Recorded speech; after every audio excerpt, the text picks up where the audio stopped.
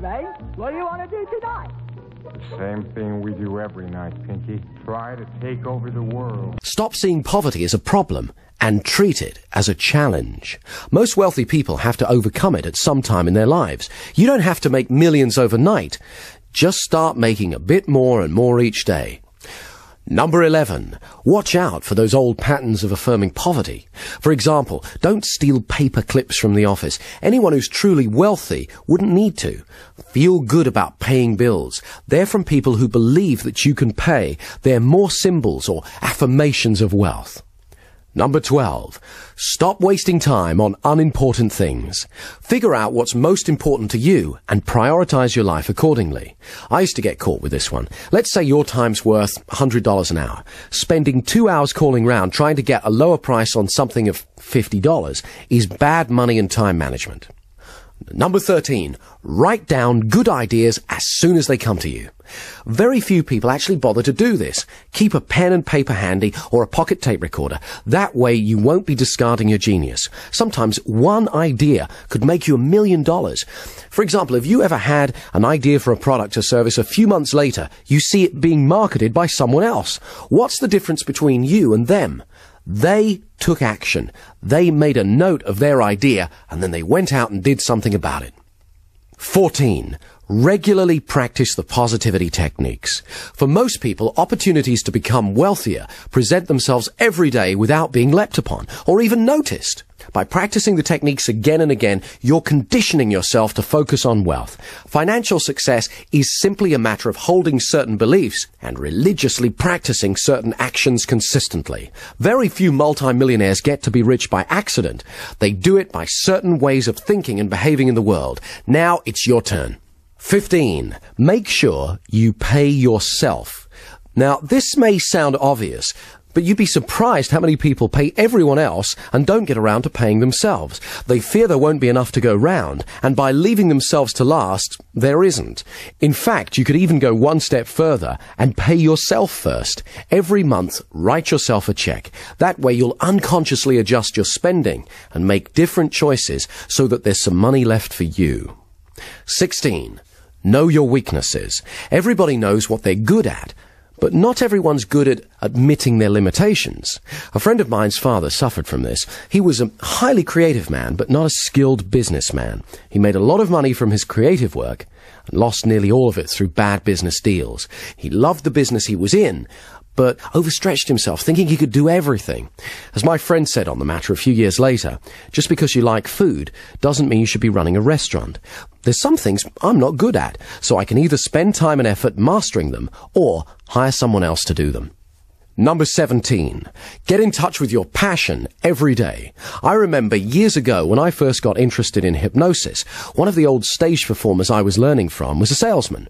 He couldn't go for long without selling something to someone. We'd be out and he'd strike up a conversation with a person on another table.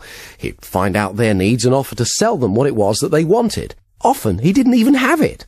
He'd then have to go and acquire it himself. He loved the thrill of persuading someone else. One day he knocked on my door and asked me to drive him home. I inquired where his Rolls Royce was. He explained that earlier he'd been in the bank, he got carried away and sold it to someone. When I asked him what he thought his secret was, he said, excitement and passion are contagious. When you get truly passionate about what you want to do, others will find themselves drawn to you. If you want to know more about this kind of thinking, I recommend you read Do What You Love, The Money Will Follow by Marsha Sunita. 18. Take the fear out of making money. This is a concept running throughout Dr. Richard Carlson's book, Don't Worry, Make Money. He's got some very empowering ideas. For example, stock away a large pile of money, if you can, a year of living expenses. It may involve some self-discipline, but it'll give you a massive psychological safety net. He tells a story of two men who were both offered the same job with a start-up computer company in the 70s. The offer was for very low pay, but with a large piece of stock. The man who was living paycheck to paycheck thought it was too risky and passed. The one who'd put away some savings took the offer, and needless to say, within a few years he'd amassed a huge fortune. The moral of the story is that in most cases, creating abundance usually involves some risk. As the saying goes, risk is the currency of the gods. Richard Carlson also uses another example of how taking the fear out of money helps when he says, be prepared to walk away from a negotiation. You can usually go back. When you're not attached to an outcome, you're more powerful. Other people unconsciously pick this up from you. He uses an example where, say you find a house you love, the asking price is $100,000. You know it's not worth any more than $90,000. If you're willing to walk away and not to worry about it, more often than not, the seller will come back to you, because most other people are worriers. He won't want to turn down a certain thing, your offer, for an uncertain thing. He'll probably make you a counter-offer, but when he senses you're not a worrier and happy to walk away, it'll be far lower than if he sensed you had fear. Number 19. Charge what you're truly worth. There's an old story about the king's steamship. When it broke down, every engineer in the land was summoned to try and fix it, but all of them failed.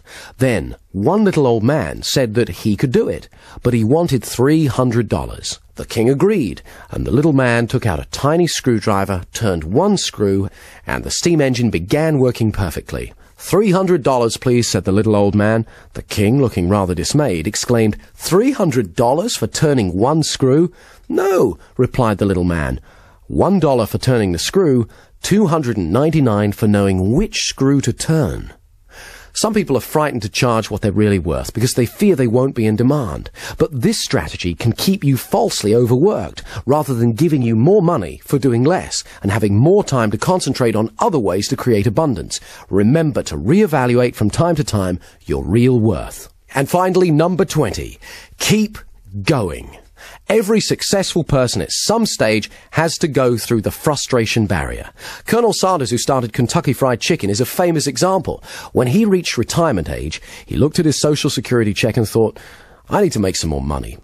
So he sat down and thought through what his resources were, and he remembered that everyone loved his chicken recipe. So he went to a local restaurant and explained that he had a great recipe. He didn't want to sell it to them.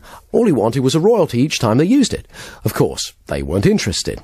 So he went to another one, and another one, and another one, and another one. 1,009 rejections later, he got his first acceptance. I've seen far too many people fail just because they didn't hang in there. Very few people get successful without effort and persistence. Finally, I want you to remember that true wealth is not measured by money alone. Start today. Take stock of your true wealth. Create a plan and start moving towards it. Make the changes that you need to make. After you've begun to enjoy more of the success that you desire, you'll look back and be thankful that you did. Positivity. Positive software for your mind.